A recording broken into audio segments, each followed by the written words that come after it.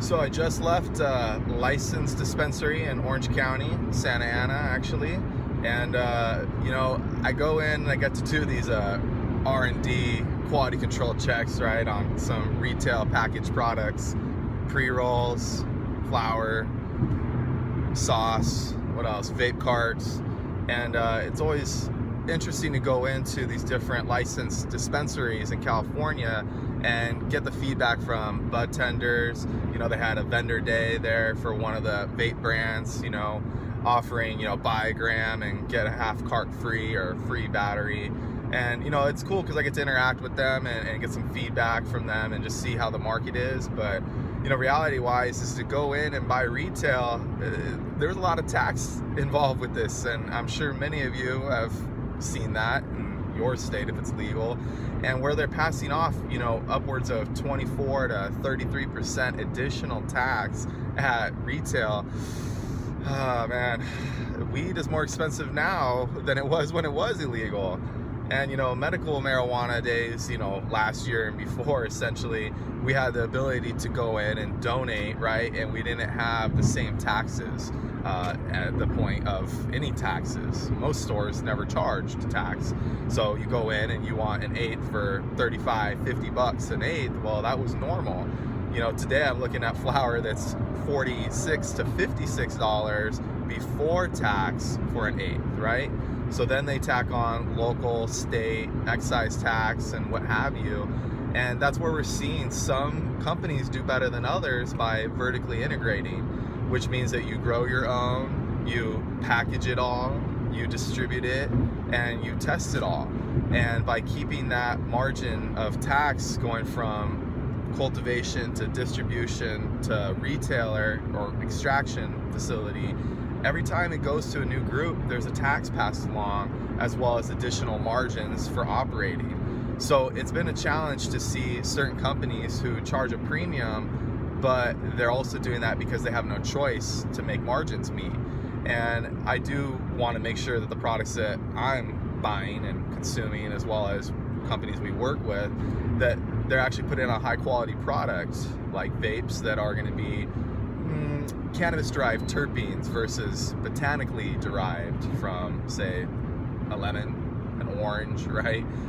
Those terps that have been botanically derived, I can tell the difference when I'm vaping that product. And that's just one example. You know, we have other companies that do CO2 extraction versus ethanol or hydrocarbon extractions.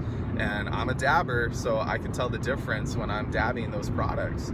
So having educated bud tenders is great, but, you know, paying that extra tax does hurt everybody. I encourage those of you that are not happy with the taxes to get involved with the next voting or initiatives that may be written, because you can actually help lobby and change what California is charging.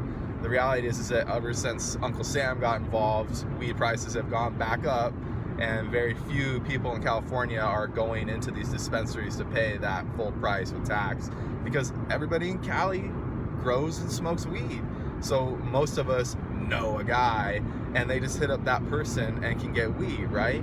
So whether or not you agree with things being regulated or going the direction that's going, we have to be able to make the changes necessary, and the community needs to stand together.